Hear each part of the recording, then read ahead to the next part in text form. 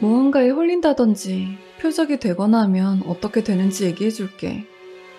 여기서 처음으로 말하는 거야. 한 가지 더 나의 경험으로 봐서 말하자면 한 두어 번 굿이라도 하면 어떻게든 될 거라 생각하지도 말 것. 천천히, 그리고 서서히 좀 먹어가는 거니까. 벗어날 방법 따위는 없는 경우가 많아. 내 경우엔 한 2년 반 정도 되나. 뭐 일단은 사지 멀쩡하고 평범하게 생활하곤 있었어. 단지 이제 다 끝났다고 확신할 순 없기 때문에 조금 불안하지. 우선은 시작부터 쓰도록 할게. 당시 나는 23살. 사회생활 1년째 신입사원으로 새로운 생활에 적응하느라 정신없을 때지. 회사가 작았으니까 당연히 동기도 적고 당연히 사이가 좋았어. 그 동기에게 동북 지방 출신의 K란 놈이 있고 이 녀석이 또 여러 가지 잡지식이 많고 다방면에 아는 사람도 많았단 말이지. 여튼 왜 그런 거 많이 있잖아? 이걸 하면 어떤 게 된다든가 뭘 하면 온다든가 그런 이야기. 대부분 엉터리겠지만 그중 몇 개는 진짜로 그렇게 되는 게 있나 봐. 그 녀석 말로는 뭔가 조건이 몇 있어서 우연이라도 그 조건이 다 갖춰지면 일어나는 거라고 하더라고. 내 경우엔 뭐 몹쓸 장난이 원인이겠지. 당신은 막 새 차를 뽑았을 때고 독신 생활을 시작한 지 얼마 안 된 데다 무엇보다 아르바이트와는 비교도 안 되는 월급이 손에 들어오니 주말은 놀자판. 8월 초에 헌팅해서 사이가 좋아진 아이들과 K 그리고 나 이렇게 4명이서 소위 심령 스팟이라고 되는 장소에 시험삼아 갔었어.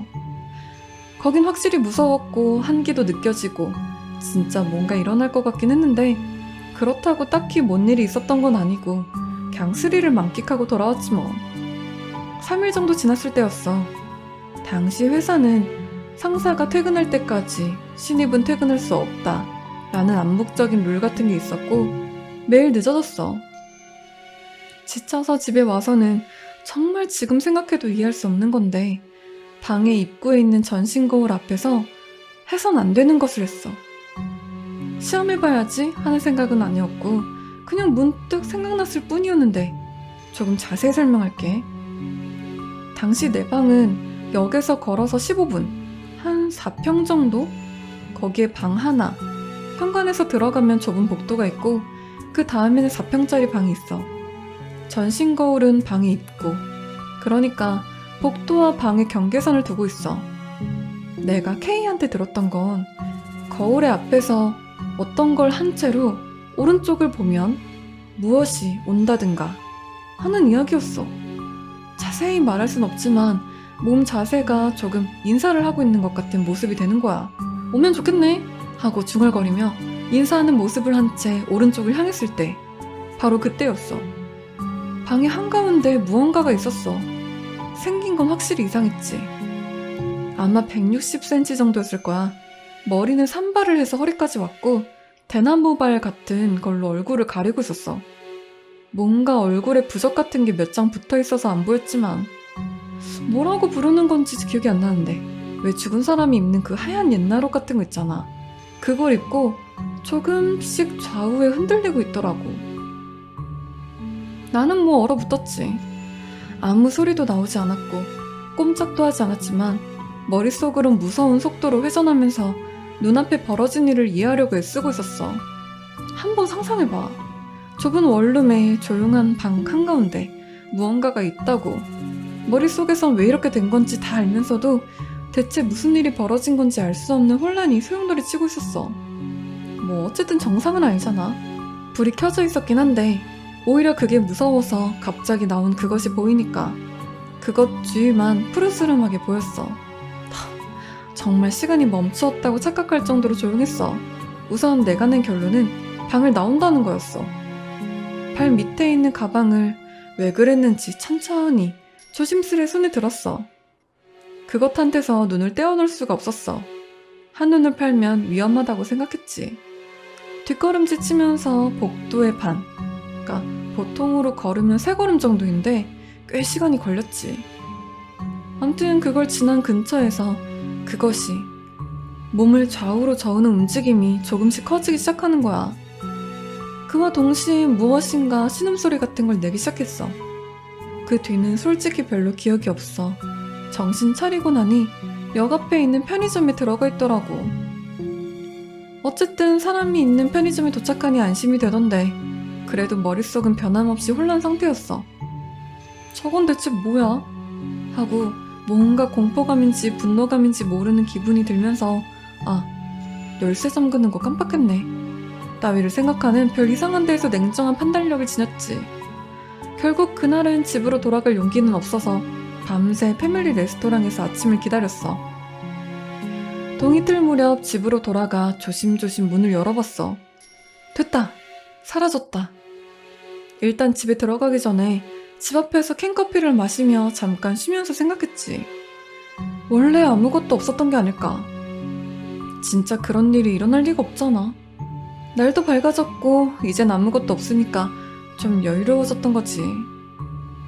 조금 전보다는 약간 대담하게 방에 들어가 봤어. 좋아, 이제 없다 라는 생각하면서 커튼이 닫혀져 있던 탓에 어두컴컴한 방에 불을 켰어. 그런데 어젯밤의 사건을 증명하는 광경이 눈에 들어왔어. 어제 그것이 있던 근처의 바닥에 심한 냄새가 나는 진흙 같은 게 그것도 발자국 모양으로 엄청난 양이 남아있는 거야. 현실을 깨닫는데 시간은 걸리지 않았지. 무엇보다 딱 생각나는 게 있어서 더 패닉 상태가 되고 말았어. 나 어제 불 안 껐는데. 스위치 누른 왼손을 보니 여기저기 진흙이 묻어있었어. 당분간은 뭐 기분 나쁘겠지만 뭐 어쩌겠어. 이미 벌어진 일인걸. 어쩔 수 없다는 생각이 들었지. 그런 상황에서도 진흙 묻은 걸 청소하고 샤워도 하고 출근 준비까지 했어. 아무리 닦아도 냄새가 사라지지 않자 성질이 났지만 이건 이대로 큰일이라고 생각해도 회사를 안 갈 순 없잖아. 회사에 도착하자마자 변함없는 일상이 기다리고 있었어. 나는 어떻게든 K와 이야기할 시간을 만들었지. 일의 발단의 관계에 있는 K한테서 어떻게든 정보를 얻으려고 했던 거야. 점심시간 겨우 K와의 시간을 잡는 게 성공했어. 여기부터는 나와 K의 대화야. 전에 얘기했던 어떤 걸 하면 그게 온다 하는 그 얘기 있잖아. 어제 그걸 했더니 진짜 나왔어. 뭔 소리야? 그러니까 그 뭔가가 나왔다니까. 그러니까 처녀귀신 같은 거라도 나왔다고? 장난치지 마. 진짜 무서운 게 나왔다니까. 뭐라는 거야? 나도 뭔지 모르겠다고. 이런. 이래서 결말이 나질 않겠더라고. K가 믿지 않으면 아무것도 진행되지 않으니 나는 담담하게 어제의 사건을 설명했어. 처음엔 장난이라고 생각했던 K를 겨우 반신반의 상태까지 만들었지. 일이 끝나고 우리 집에 와서 확인시키기로 했어. 밤 10시. 다행히도 빨리 회사를 나올 수 있던 나와 K는 집에 도착했지. 문을 연 순간 오늘 아침에 맡은 악취가 코를 찔렀어. 돌아가는 길에서도 끈질길 정도의 설명을 나한테 듣던 K는 정말이야? 라고 한마디 중얼거리더라고. 꽤 믿은 것 같아. 문제는 K가 무엇인가 해결안을 내줄지 어떨지였는데 바래선 안 되는 거였어. 우선 굿을 하는 게 좋겠다며 아는 사람에게 물어본다라는 말을 남기고 놈은 도망치듯 돌아갔지. 예상했던 대로지만 어쨌든 놈의 인맥이 넓은 만큼 기대했거든. 냄새나는 데에서 있고 싶진 않아서 그날은 호텔에 묵었어. 솔직히 만약에 오늘 밤에도 그게 나온다면 마지막일 거란 생각이 들었던 거지. 그리고 다음날 우선 근처의 절에 갔어. 역시 태평하게 회사나 가고 있을 때가 아니잖아. 스님에게 그 일을 설명하니 전문가가 아니라 모르겠네요. 당분간 쉬시는 게 어때요? 분명 기분 탓이겠죠. 하는 태평한 대답이 돌아왔어. 세상 뭐 이런 거지. 그날은 도내에서 유명한 절이나 신사를 몇 채 돌았지만 어딜 가나 마찬가지였어. 지쳐버린 나는 본가에 연락을 했지. 정확하게는 외할머니가 알고 있는 S 선생님이라는 비구니에게 상담하고 싶었어. 도저히 그 사람 외에는 방법이 떠오르지 않았어. 여기서 S 선생님을 소개할게. 우리 집은 사이타마인데 엄마가 나가사키현 출신이라 당연히 외할머니는 나가사키에 계셔. 외할머니는 불교인데 S 선생님은 외할머니가 주에 한 번 다니고 있는 절의 주지 스님이지. 나도 몇 번인가 만난 적이 있어. 난 종파의 이름을 교과서 읽듯 줄줄 외는 정도니까 사이비 신자들과는 비교가 되지 않는 만큼 제대로 부처님도 믿는 편이거든. 인품은 온후하고 침착하고 상냥한 말투죠. 내가 중학생이 될 무렵 아버지가 땅을 사 집을 지었어. 지진제라고 해야 하나? 땅의 신에게 비는 국 같은 거랬거든. 그 일주일쯤 뒤에 나가사키의 외할머니가 터가 좋지 않기 때문에 S 선생님이 제를 올린다 하는 내용의 전화가 있었는데, 당연히 엄마는 벌써 다 끝냈는데 왜 또 해? 라고 했던 것 같아. 그랬더니 외할머니는 그치만 S 선생님이 아직 남아있다고 하던데 라고 했대. 그게 뭔지 그 후에 뭐가 어떻게 됐는지 모르지만 어쨌든 내가 아는 한에선 유일하게 의지할 수 있는 인물일 가능성이 높은 것이 S 선생님이라는 거지. 날도 저물고 사이타마의 집에 있는 버스 정류장에 도착했을 무렵 밤 9시 조금 전이었던 것 같아. 도시와는 달리 공장뿐인 마을이라 밤 9시라도 인적이 뜸해. 버스 정류장에서 집까지 약 20분을 빠른 걸음으로 걸었어. 인적이 드문 어두운 길에 가로등이 규칙적으로 줄지어 있었어. 내심 그저께의 일이 떠올라 겁이 났지만 다행히도 너무 나타나지 않았어.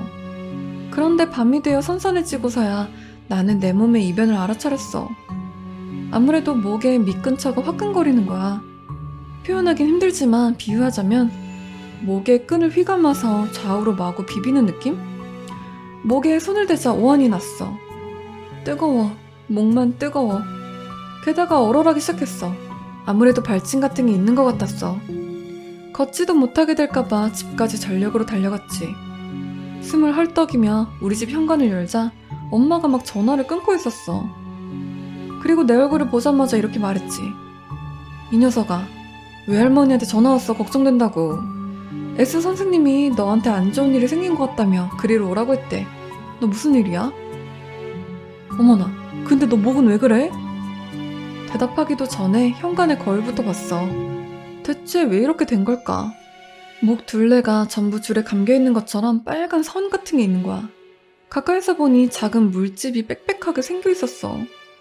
조금씩 몸이 부들부들 떨리기 시작했고 아무것도 생각하지 않고 엄마한테 한마디도 대답 안 하고 계단을 뛰어 올라가 엄마 방에 있는 작은 불상 앞에서 나무 아미타불을 반복했어. 그렇게 하는 것 말고는 아무것도 할 수 있는 게 없었어. 걱정되는지 아버지가 대체 무슨 일이냐며 고함을 치면서 달려오셨지. 엄마는 뭔가 이상하단 걸 알아채곤 외할머니에게 전화하고 있었어. 그리고 엄마의 목소리가 들렸지. 바로 울음소리. 도망갈 곳이 없다는 걸, 도망갈 곳은 없다는 걸, 무서운 일이 일어나고 말았다는 걸 그제서야 겨우 이해했지. 집으로 돌아와 자신이 놓여져 있는 상황을 이해한 지 3일이 지났어. 정신적으로 지쳤기 때문에 그것이 뭔가 일으켜서 그런지 모르겠지만 이틀간 고열에 시달렸어. 목에서 비정상일 정도로 땀이 나고 2일째에는 낮에는 피가 스며들기 시작했어. 3일째는 아침엔 목에서 나던 피는 멎었더라고.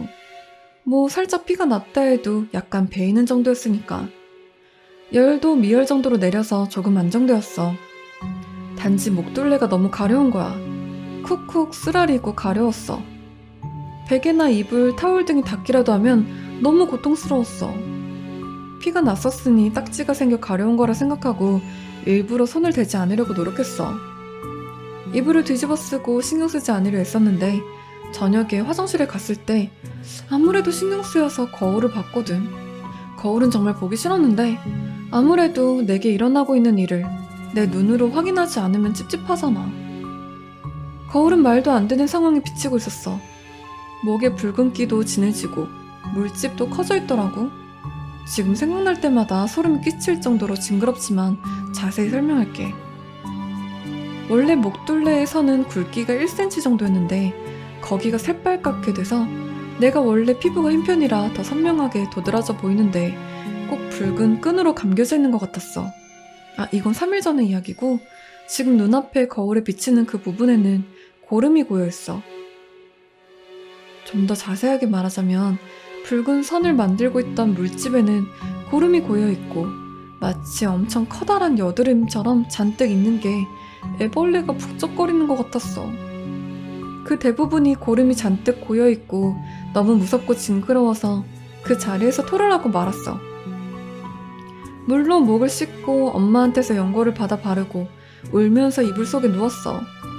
아무것도 생각할 수 있는 게 없었어. 그저 왜 하필 나야 하는 분노뿐이었지. 울고불고 하고 있을 때 휴대폰이 울렸어. 바로 K가 전화한 거였어.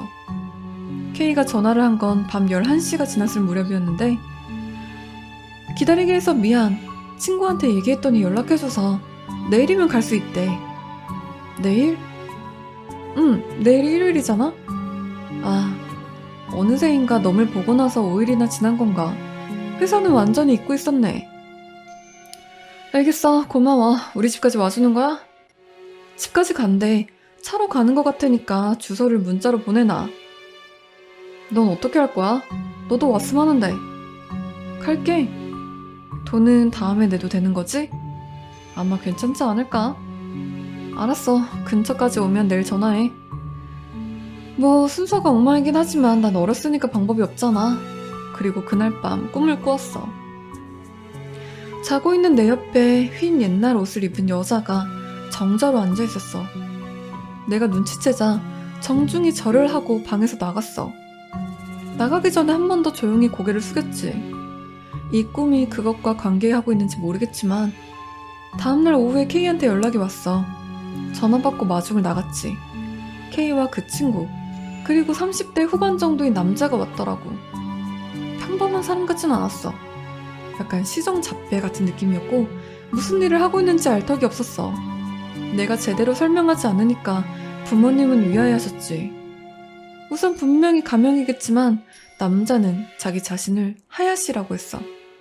여기서부턴 하야시와 우리 부모님의 대화야. 그런데 하야시 씨는 무슨 일로 오신 겁니까? 아, 거참. 이젠 아마추어는 아무것도 못한다고요, 아버님. 아시겠어요? 못 믿으시겠지만 이대로라면 T군이 위험해요. T가 위험한가요? 아이고, 제가 이런 경험이 많긴 한데 이렇게 심한 건 처음이네요. 이 방에는 나쁜 기운이 가득 차 있습니다. 실례지만 하야시 씨, 직업이 어떻게 되십니까? 아, 뭐 하긴 갑자기 이렇게 와서 얘기하면 수상해 보이긴 하죠. 그래도 제대로 재령하고 근처를 깨끗하게 하지 않으면 정말 T군 끝이 날걸요? 저 그러면 당신께 부탁할 수 있을까요? 그거야 뭐 맡겨주시기만 하면. 저 같은 전문가가 아니면 안 되는 거거든요. 단지 뭐랄까, 어머님, 아무리 저라고 해도 위험성이 좀 따르니까 쳐주셔야겠는데요. 무슨 말인진 아시죠? 그거 얼마면 되겠습니까? 그게 한 2천만 원은 받아야 될 것 같은데. 너무 비싼데요? 이래봬도 그가 친구 도와달라고 부탁해서 일부러 시간 내서 온 거라고요. 뭐 싫다고 하시면 저랑은 아무 상관없으니까.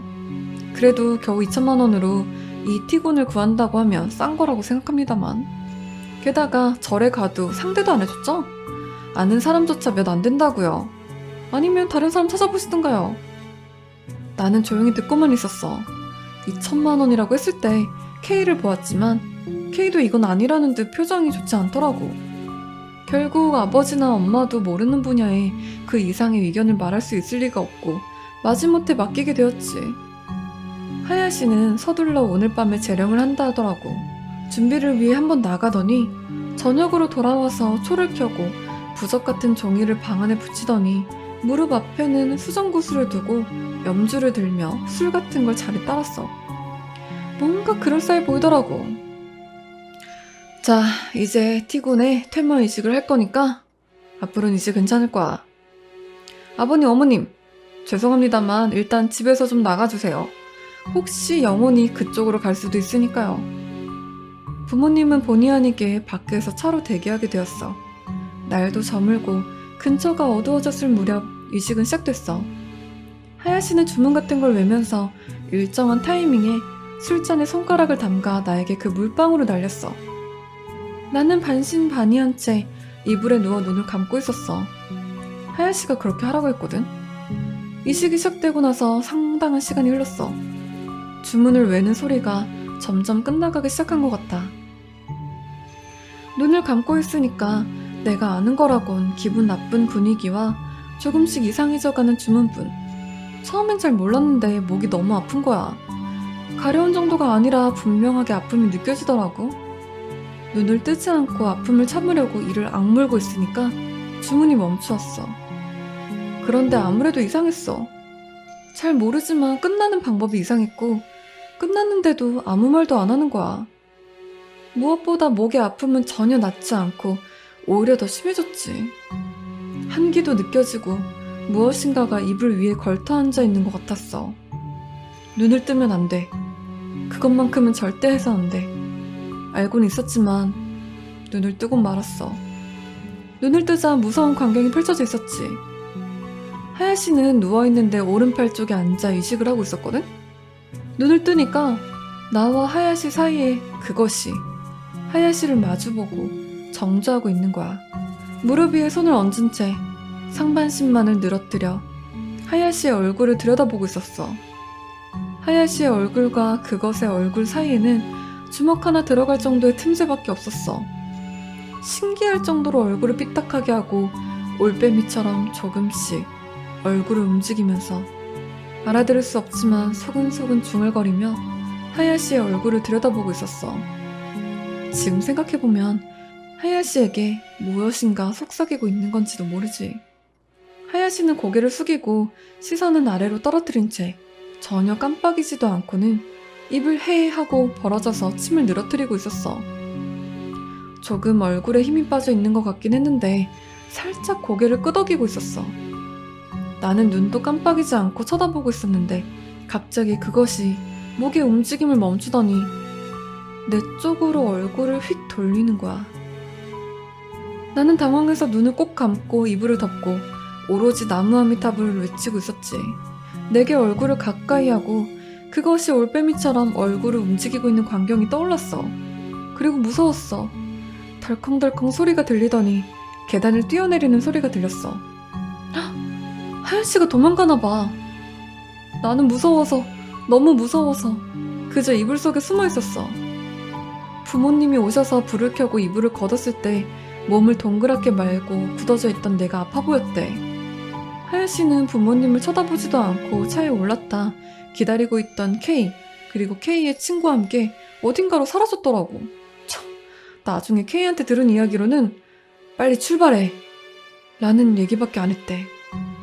해결하기는커녕 더욱더 나빠져버린 나는 3주간의 뒤에 있을 S 선생님을 기다리고 있을 여유 같은 건 남지 않았지. 그것을 보고 난 뒤 4일이 지났어. 당연한 건진 모르겠는데 목은 상당히 좋아져서 아직 자국이 살짝 남아있긴 하지만 그래도 분명 체력은 회복되고 있었어. 열도 내렸고 더 이상 몸엔 문제가 없었어. 단지 문제 없다는 건 몸 상태를 말하는 것 뿐이고 아침이든 밤이든 무서워 죽겠더라고. 언제 어디서 그것이 또 나타날까봐 무서워서 어쩔 줄 몰랐어. 잠 못 드는 밤이 계속되고 밥도 거의 먹질 못하고 항상 바짝 긴장해서 신경을 곤두세우고 있었어. 겨우 10일도 안 됐는데 얼굴이 완전 달라진 것 같아. 정신적으로 쫓기고 있던 나에게는 시간이 없었어. 당연히 평범하게 사회생활을 할 수도 없었으니 회사인 부모님께서 연락하셔서 그만두기로 했어. 어쨌든 뭐든지 다 무서워서 빨랫감이라든가 집 창문에서 보이는 감나무가 흔들리는 것만 봐도 혹시 그게 아닐까 혼자 벌벌 떨고 있었어.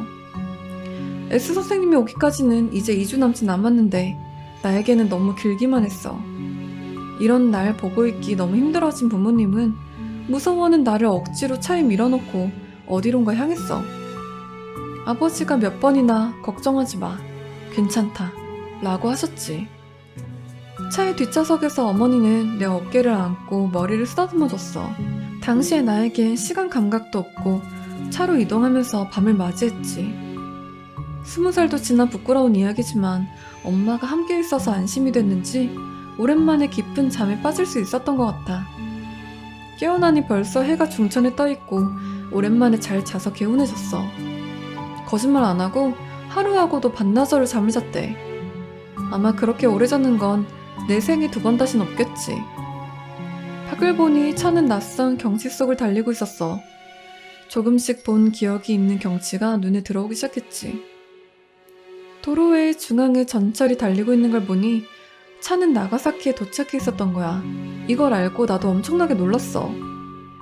계속 두려움에 떠는 내 걱정에 비행기나 신칸센을 피해 차로로 이동해 주신 것 같아. 도중에 몇 번 잠시 쉬었다고는 하지만 잠도 제대로 안 자고 운전하신 아버지와 내가 무서워하지 않게 쭉 곁에서 지켜준 엄마의 은혜는 내 일생을 다 바쳐도 갚지 못하겠지? 외할머니가 사시는 곳은 나가사키의 야나가와라고 한대. 야나가와에 도착하자 빗달길 아래에 차를 멈추고 부모님이 외할머니를 부르러 가셨어. 그 사이 나는 차 안에서 혼자가 된 거야. 부모님이 둘 다 가신 건 다리랑 허리가 불편하신 외할머니와 S 선생님의 집에 가지고 갈 짐을 옮겨야 했기 때문이야. 그리고 내가 괜찮다고 다녀오라고 말한 걸 보면 정말로 마음을 놓고 있었나 봐. 오랜만에 잘 수 있었던 것도 그렇고 지금 있는 곳이 도쿄나 사이타마와는 상당히 거리가 먼 나가사키였으니 긴장이 풀릴 수도 있잖아. 차의 뒷좌석에서 다리를 모으고 앉아 창밖을 멍하니 바라보고 있는데 갑자기 목이 아파왔어. 지금까지 아팠던 거랑은 비교도 되지 않는 극심한 고통이었어. 목에 손을 댔더니 뭔가 미끄러운 거야. 바로 피가 나온 거였어. 손가락 끝에 묻어있는 피가 다짜고짜 나를 다시 현실로 되돌아오게 했어. 이때 무섭다든가 그것이 근처에 있는 건지 하면서 그것이 근처에 있는 건지 하는 생각보다 또야? 하는 짜증이 먼저 나더라. 이젠 다 싫어져서 눈물 나기 시작했어. 이런 기분 알지 모르겠는데 왜 안 좋은 일이 조금이라도 간격을 두고 계속 일어나는 게 뭘 어떻게 할 수도 없을 정도로 힘들잖아? 기분이 좀 괜찮아질만 하면 또 안 좋은 일 터지고 미칠 노릇이지. 이때는 조금 기분이 나아진 상태였기 때문에 더 어쩌라는 거야 라는 생각이 들면서 혼잣말로 투덜거렸지. 차에 부모님이 왜 조부모님을 모시고 돌아오자 곧바로 패닉 상태가 됐어. 어찌된 일인지 내가 목에서 피를 흘리며 뒷좌석에서 고개 숙여 울고 있으니 아무 일 없을 리가 없지. 뭐라고 하셨더라? 왜 그래? 말 좀 해봐. 정신 차리지 못해? 등등. 이때는 무심코 시끄러워. 좀 조용히 좀 해. 하고 소리를 질러버렸어. 이런 때에 설명 같은 걸 제대로 할 수 있을 리가? 뭘 어쩌라는 건지 아무것도 못하는 주제에 정말 아무것도 하지 말라는 생각을 했어. 지가 나쁜 장난해서 귀신에 씌이고 회사도 그만두고 제멋대로 이 지경이 된 거면서 이런 나같이 못된 놈을 위해 애써주고 있는 사람들한테 지금 생각하면 너무 부끄러워. 나 정말 평생이자 마지막이었지만 아버지가 갑자기 나의 왼쪽 뺨을 때리셨어. 엄청 아팠어. 아버지가 많이 엄하신 편이라 몇 번인가 훈계를 들은 적은 있어도 아마 태어나고 나서 맞은 적은 처음이었으니까. 그리고 할아버지와 할머니에게 사과하라는 말만 단호하게 말씀하셨지. 그런데 왠지 마음이 안정됐어. 너무 놀란 나머지 지금까지의 절망감이 어디론가 가버린 것 같아.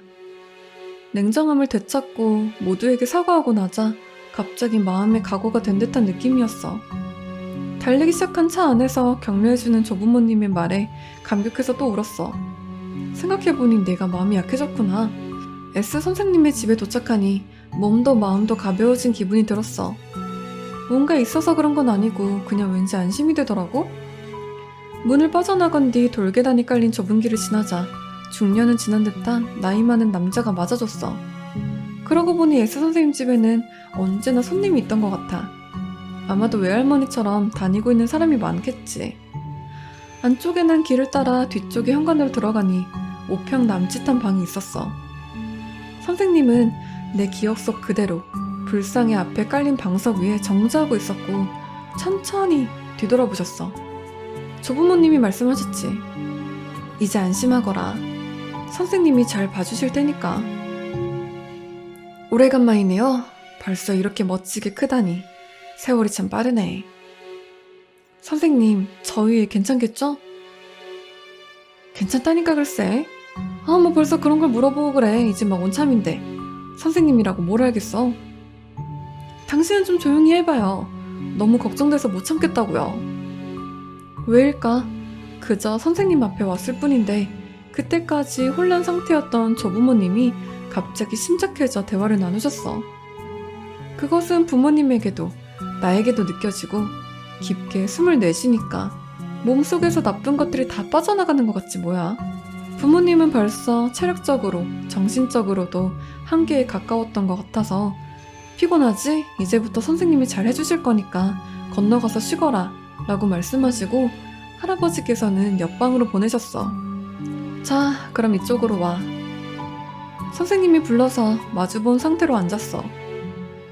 자, 그러면 다들 모두 옆방에서 편히 쉬고 계시고 저는 아이와 함께 이야기를 나눌 테니 다음은 저한테 맡기시고 이 방에는 괜찮다고 할 때까지 절대 오시면 안 됩니다. 부모님과 조부모님은 끊임없이 선생님께 잘 부탁한다는 말을 하며 나에게 걱정하지 말라는 이야기를 해주고는 쉬러 가셨지. 선생님은 나에게 조금 더 가까이 오라고 해서 무릎과 무릎을 붙이고 마주보고 앉았어. 내 손을 잡고는 잠시 동안 아무 말도 안 하시고 상냥한 얼굴로 나를 보고 있었어. 난 왠지 나쁜 짓을 하고 혼날까봐 부모님 얼굴을 살피는 어린아이가 된 듯한 기분이 들었어. 눈앞에 선생님은 나보다 작고 힘없는 할머니의 위압적이지도 아무렇지도 않은 분위기에 왠지 주눅들고 있었지. 자, 어떻게 할까? 무섭니? 네. 그렇지. 이대로 둘 순 없으니까. 저는 이제 어떻게 되는 건가요? 빨리 어떻게 좀 해주세요, 선생님. 대체 저는 특별히 나쁜 짓을 한 것도 아니라고요. 왜 하필 저한테만 이런 일이 일어나는 건가요? 거울 앞에서 어떠한 것을 하면 안 된다는 것도 관계가 있나요? 진짜 이유를 모르겠다고요. 정말 억울해요. 나는 모든 울분을 토해냈는데 갑자기 왼쪽 귀에서 인꼬가 우는 소리처럼 높고 날카로운데 억양이 전혀 없는 목소리가 들리는 거야. 그게 왜? 라는 말을 반복한다는 걸 이해하기까진 좀 시간이 걸렸어. 나는 선생님의 눈을 보고 있었고 선생님은 내 눈을 보고 있었어. 단지 매우 상냥하던 선생님의 얼굴이 무표정이 된 것 같았지. 왼쪽 시야에 뭔가 있는 게 느껴졌어. 왜 보지 않아도 살짝살짝 보이잖아? 그러진 말았어야 했는데 왼쪽 방향으로 돌아보고 말았어. 목에서 뜨뜻 미지근한 피가 흐르는 걸 느끼면서 바로 그것이 서 있었어. 몸을 디귿자로 구부리고 내 얼굴을 들여다보고 있었어. 끈질긴 눈. 대체 왜 이러는지 모르겠어. 벌어지고 있는 일들을 믿을 수가 없었지. 여기는 신당인데 눈앞에 선생님도 계시는데 일주일 전에 본 그대로였어. 바로 그것의 얼굴이 눈앞에 있었어. 올빼미처럼 조금씩 얼굴을 움직이면서 나를 신기하다는 듯이 쳐다보고 있었어. 왜? 라는 인꼬 같은 목소리로 계속 질문을 하고 있었어. 아마도 하야시도 이런 목소리를 듣고 있던 거겠지? 나는 숨 쉬는 것도 잊어버리고 눈과 입을 크게 벌어진 채로 그대로 있었어.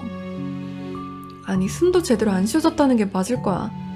가끔 호흡하고 숨을 들이쉬려다가 실패한 것 같은 느낌이 들었거든. 이러고 있는 사이에 그것이 손을 움직여서 얼굴에 붙여있던 부적 같은 걸 천천히 뜯어내기 시작했어. 보면 안 돼. 절대 안 된다는 걸 알고 있고 정말 도망가고 싶었는데 움직일 수가 없어. 벌써 턱 부근이 보일 것만 같아. 마음속에선 안 돼. 하지마. 더 이상 뜯지 마. 하고 외치고 있는데 정작 입에서는 안 돼. 이런 어이없는 소리만 나와. 바로 그때 짝 하고 몸이 튀어나갔어. 정말 심장이 멎는 줄 알았어. 짝 하는 그 소리에 나는 정지하고 있었으니 몸이 휘청거리며 넘어질 뻔하면서도 뒤돌아 달리기 시작했어. 뭔가 생각을 한 게 아니라 몸이 마음대로 움직였다고. 근데 익숙하지 않은 정자를 하던 탓에 다리가 저려서 힘껏 달릴 순 없는 거야. 저린 다리가 후들거리고 있는 데다 앞도 보지 않았던 탓에 머리로부터 벽에 돌진했지만 조금도 아프지 않았어. 머리에서 피가 흘러 눈에 들어와 아무것도 안 보였어. 그리고 손을 휘저어서 출구를 찾았는데 엉뚱한 곳에서만 헤맸나 봐. 아직 안 됩니다. 갑자기 선생님이 큰 소리를 냈어. 미닫이문 저편으로 있는 부모님이나 조부모에게 말했는지 아님 나에게 말했는지 알 수 없었어. 그래도 그 소리에 나는 움직임을 멈췄어. 깜짝 놀라 그 자리에 경직됐지. 또다시 머릿속은 무섭게 회전하며 사태를 파악하려고 하고 있었지. 뭘 파악할 수 있을진 알 수 없었고 그저 선생님이 말하는 것에 따랐을 뿐이지. 내가 움직임을 멈추고 그 방에 들어가려고 하면 부모님과 조부모님도 멈춘 일을 확인하는 건지 조금의 시간을 두고 나서 선생님과 이야기를 하기 시작했어. 미안해요. 무서웠지? 이제 괜찮아. 여기로 돌아와. 미닫이 문 너머로 끊임없이 무언가 말하는 소리가 들렸지만 기억나지 않았어. 피를 닦으며 선생님의 앞으로 돌아오자 수건을 빌려주셨어. 향수인지 뭔지 모르겠지만 좋은 냄새가 났던 것 같아. 이제야 겨우 아까 그 소리는 S 선생님이 손뼉을 친 소리라는 걸 깨달았어. 너도 봤지? 뭔가 들리기도 했니? 네, 보였어요 선생님. 계속 어째서? 왜? 라는 말만 반복했어요. 이땐 이미 선생님의 얼굴이 평상시의 상냥한 모습이었어. 나도 이번엔 천천히 할 수 있는 한 침착하게 대답하는 거에만 집중했어. 그렇구나. 왜? 라고 묻고 있었구나. 그게 뭐라고 생각했어? 네? 모르겠는데요. 너는 조금 전에 그게 무서웠니? 무서워요. 뭐가 무서운데? 아니 그게 평범한 것도 아니고 귀신이니까. 이쯤에서 나의 뇌는 사고 능력의 한계를 넘고 있었던 것 같다. 선생님이 무엇을 말하고 싶은 건지 전혀 알 수 없었다. 그치만 그건 아무 짓도 안 하잖아? 아니에요. 목에서 피가 나왔어요. 게다가 무슨 부적 같은 걸 뜯어내려고 확실히 생긴 것도 이상했고. 그렇군. 근데 그 이상은 없지? 그치? 선생님은 나도 알기 쉽게 설명해주기 시작했어. 설득했다고 하는 편이 나을지도 모르겠다. 우선 그것은 귀신이라든가 도깨비라든가 암튼 그렇게 불리는 것이면 틀림이 없어. 소위 악령인가 하는 놈인가 하면 또 그렇게 말하기엔 어려운 것 같았어. 분명히 질이 나쁜 부류에 들어가는 것 같지만 선생님은 악의가 느껴지지 않았다고 해. 나에게 일어난 일은 무엇인가에 대해서 답해줬어. 악의는 없어도 너무 강하면 이렇게 되는 거야. 그 사람 계속 외로웠던 거야. 이야기하고 싶고 만지고 싶고 날 봐줬으면 하니까 계속 알아채달라고 했던 거야. 너는 알지 모르겠지만 참 따뜻한 사람이야.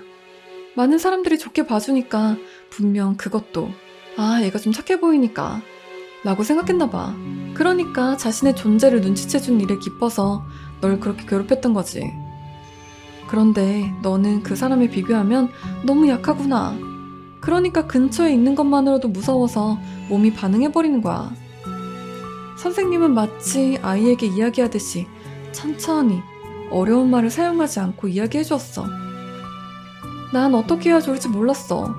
그것은 절대 악령이라던가 아무튼 나쁜 것이라고 믿어왔으니까. 선생님에게 그걸 재령해주기만 하면 그걸로 끝난다고 생각했으니. 그런데 선생님이 그거를 실드치듯이 말하니까. 그치만 이래서야 어떻게 하지 않으면 안 되겠네요. 다만 시간이 좀 걸리지만 선생님이 어떻게든 해줄게요. 이 한마디에 난 정말 구원받았어. 이제 끝났다고 생각했지. 그리고 겨우 안심했어. 선생님에게 배운 것을 써볼게. 평생 잊고 싶지 않은 말이야. 보기엔 무서워 보여도 내가 잘 모르는 것이라도 나와 같이 괴로워하고 있다고 생각하세요. 도움의 손길을 뻗쳐주는 것을 기다리고 있다고 생각하세요. 그리고 선생님은 경을 외기 시작했어. 재령하라는 거야 아니라 그것이 성불할 수 있도록 말이야. 그날 밤 머리가 찢어지기도 했고 자세히 보니까 목에 난 자국도 크게 찢어져서 아팠지만 정말로 푹 잘 수 있었어. 다음날 아침 일찍 일어났다고 생각했는데 S 선생님은 벌써 아침에 기도를 마친 후였어. 자, 세수하고 아침밥을 먹고 와. 다 먹으면 본산에 갈 거니까. 관계자도 아무것도 아닌데 너무 쓰는 건 아닐까 싶긴 한데 조금만 말하자면 선생님이 속하고 있는 종파는 전에도 쓴 대로 교과서에 실릴 정도로 역사가 있고 신자도 수행하는 분도 일본 전국에서 오신대. 가르침은 같이 하지만 지리적인 문제 때문에 동쪽과 서쪽 각각 본산이 있대. 나를 데려가 준 것은 서쪽의 본산. 본산에서 잠시 신세를 지고 자신이 원래 가지고 있는 덕을 높이고 그것이 조금이라도 빨리 성불할 수 있도록 본산에 공양을 해주려고 한다고 선생님이 말했지. 그 이야기를 들어 제일 기뻐한 거는 왜 할머니야. 아직도 믿겨지지 않아 했던 아버지는 마지막에 내가 이제 괜찮아, 다녀올게요 라고 하니 반대하진 않았지만 본산에 도착하니 젊은 사람이 마중 나와 기다리고 있었고 선생님에게 정중하게 인사했어. 그리고 본당 옆 안쪽에 있는 오두막에서 본산의 분들에게 인사를 하고 잠시 신세를 지겠다고 말했지.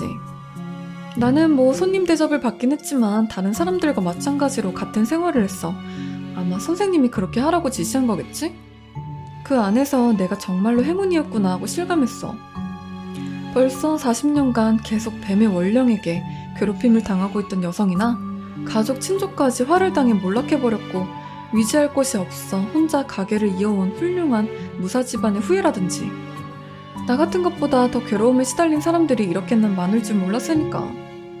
힘든 생활을 해서 그런지 장소가 그렇기 때문인지 아니면 선생님의 이야기를 들어서인지 공포는 이제 상당히 희미해졌어.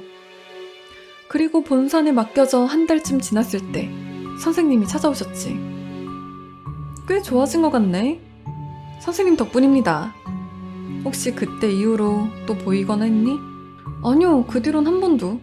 아마 성불했는지 어디론가 간 게 아닐까요? 여긴 본산이기도 하고요. 그럴 리가 없는데. 내 얼굴이 굳어졌어. 어머, 미안. 또 겁에 질려버렸구나. 그런데 여기에는 많은 괴로워하고 있는 사람들이 있어. 그 사람들을 조금이라도 많이 도와주는 것이 우리들의 일이야. 내 생각이지만 선생님의 말에는 그것도 포함되고 있던 것 같다. 너는 좀 더 여기에 남아 공부하렴. 모처럼 온 거니까. 그리고 나는 선생님의 말에 따랐어. 그때의 일이 계속 꼬리를 잇고 있어 아직 여기에 있고 싶다는 생각이기도 했으니까.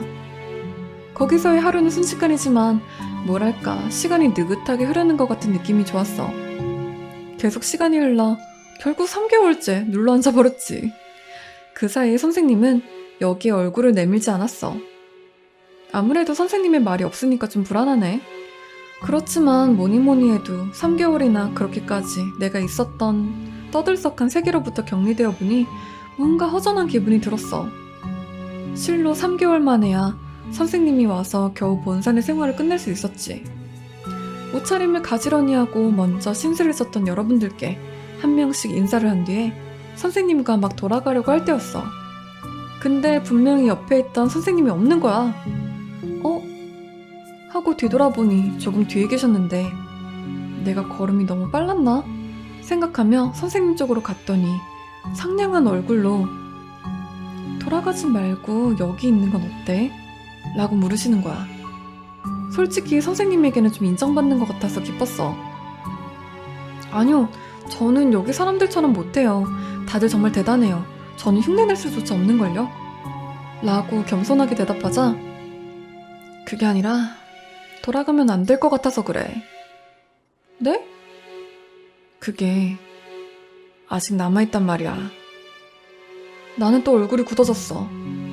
결국 본산을 내려갈 수 있었던 건 그로부터 2개월 후, 다 해서 5개월이나 눌러앉아 버렸던 거야. 아마 이렇게 오랫동안 가족도 아닌 누군가가 나를 돌봐주는 일은 또 없을 거야. 그리고 선생님은 아마도 이제 괜찮을 것 같지만 당분간은 한 달에 한 번씩 와 라고 했어.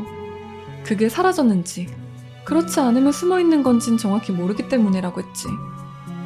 길었던 본산의 생활도 끝나고 겨우 일상이 돌아왔어. 월세였던 원룸은 어머니가 퇴고 수속을 끝내놨고 친가에 내 짐을 옮겨드려졌어.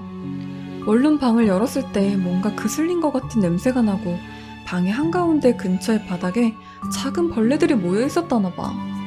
너무 무서워서 그날은 아무것도 하지 않고 돌아왔다고. 다음날 할 수 없이 각오를 하고 또 방을 열었는데 냄새는 남았지만 벌레는 사라지고 없었대. 집으로 돌아와서 거의 반년 만에야 핸드폰을 봤더니 엄청난 횟수의 부재중 전화와 문자가 와 있었어. 그 중에도 제일 많이 왔던 건 K. 문자를 보면 놈은 나름대로 자기 때문에 내가 이렇게 됐다고 자책하는 마음이 있었던 것 같아. 사과도 있었고 이렇게 하면 좋다든가 이런 사람도 있다든가 부지런하게 연락을 했더라고. 엄마에게서 K가 집까지 왔었단 이야기도 들었어. 돌아오고 이틀째 되던 날 K한테 전화를 걸었어. 통화하는데 뭔가 소란스러운 거야. K가 뭐라고 하는지 잘 안 들렸어. 다음날 K로부터 사과하고 싶으니 시간을 달라고 문자가 왔지. 전화가 아니었던 건 역시 기분이 좀 그랬기 때문일까? 밤이 되자 K가 집까지 왔어.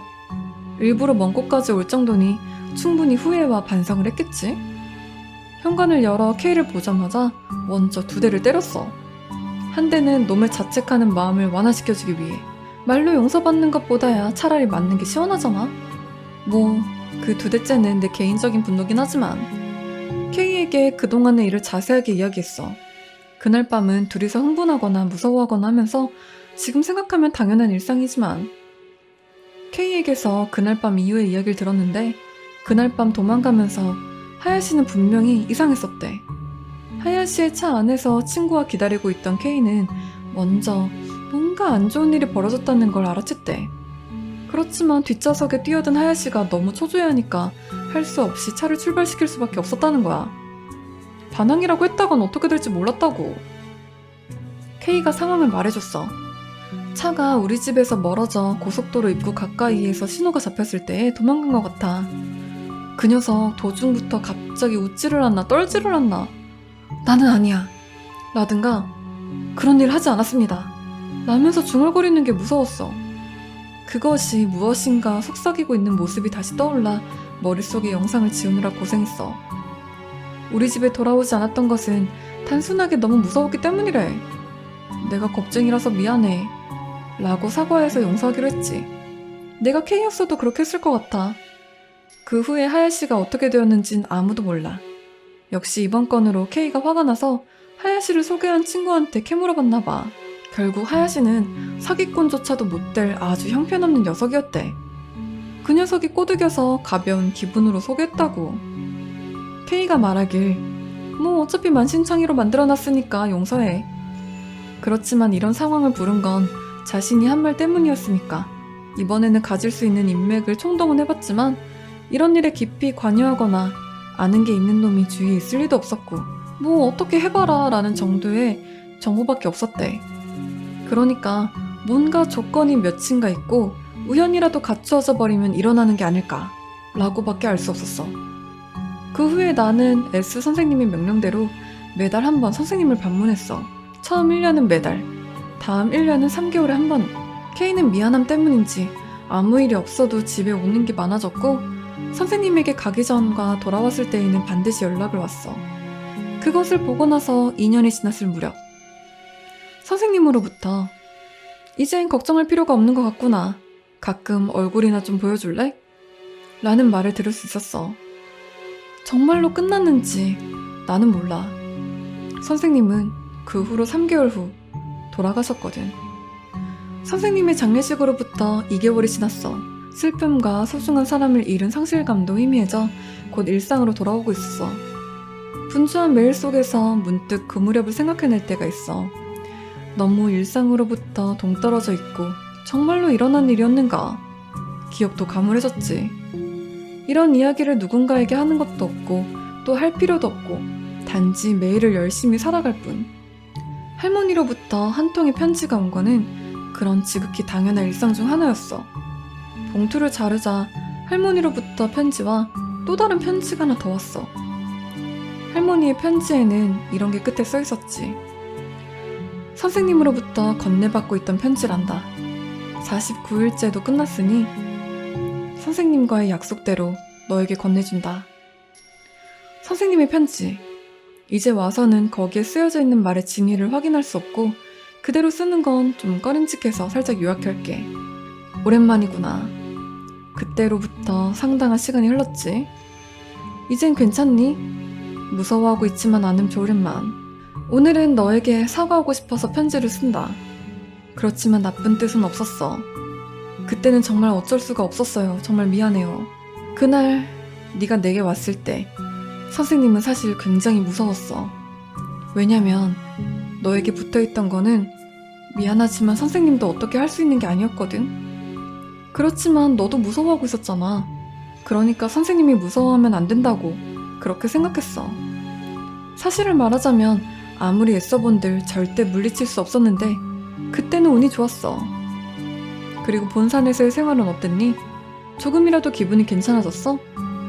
널 만날 때마다 선생님이 아직 안 된다고 말했지. 기억하니? 이대로 돌아가면 더 심한 일이 생길 거라고 했잖아. 그러니까 너처럼 젊은 사람한텐 지루할 거란 걸 알고 있으면서도 돌려보낼 수가 없었어. 선생님은 매일같이 기도했지만 그게 어딘가로 떠나가 주질 않아서 말이야. 그렇지만 이젠 괜찮을 거야. 이 주변에 없어진 것 같거든. 그런데 만약에 또 괴로워지거나 하면 본산으로 가도록 해. 거기라면 아마 네가 강해질 수 있기 때문에 손을 댈 수 있을 거야. 마지막으로 제대로 가르쳐주지 않으면 안 되는 게 있었어. 너무 힘들면 부처님에게 몸을 바쳐. 이제 괴로운 일밖에 없어져 버렸을 때는 마음을 결정해. 절대 널 죽게 하고 싶거나 그런 건 아니야. 그래도 만약에 아직 끝나지 않았는데 너에게 괴로운 시간이 끝나지 않는다면 말이야. 너도 본산에서 몇 명을 만났지? 정말 나쁜 건 말이야. 서서히 아주 천천히 시간을 들여 괴롭혀. 한없이 말이야. 결국 끝이 안 나는 거야.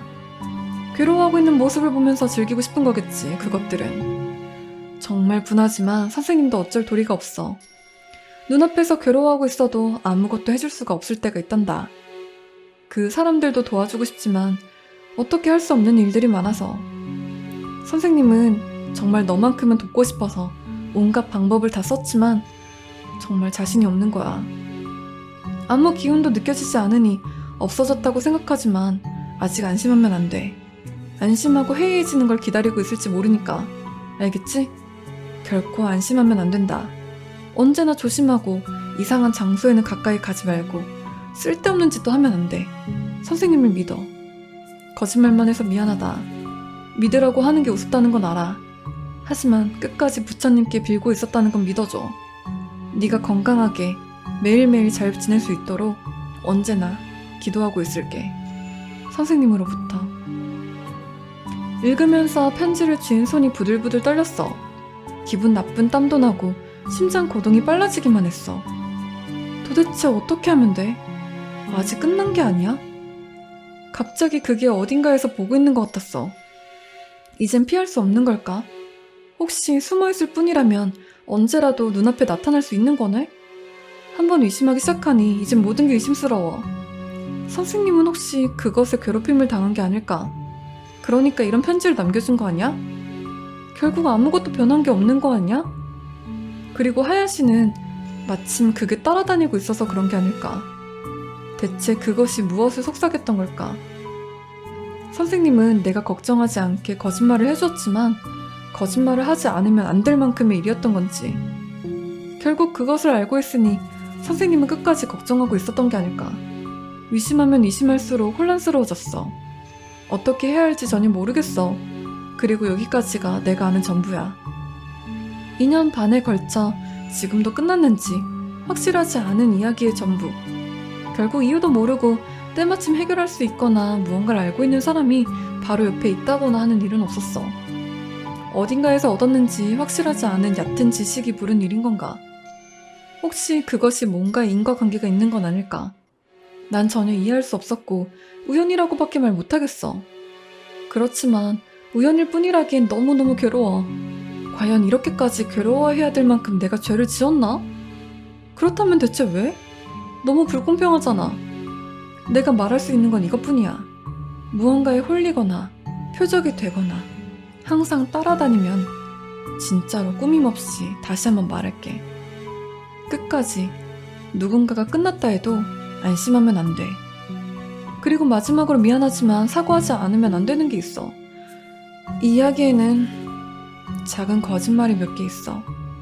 이것은 다소나마 알기 쉽게 하기 위해서이기도 했고 내가 잘 모르는 부분이어서 그런 것도 있으니 눈 감아 주었으면 해. 그래서 그런지 중간에 잘 이해가 안 가는 부분도 많았을 거라 생각해. 그런 것들 모두 다 미안하게 생각해 정말. 단지 사과하고 싶은 건 그런 게 아니야. 훨씬 더 이 이야기의 근본적인 부분에서 나는 거짓말을 했어. 눈치채지 못할 거라 생각하고 눈치채지 못하게 조심했거든. 그렇게 하지 않으면 제대로 전해지지 않을 거라 생각했어. 크게 실망할지도 몰라. 그렇지만 이 이야기를 꼭 누군가에게는 전해줘야 할 것 같았어. 나는 사실 K야. 이제 와서 아무리 후회해도 소용없어.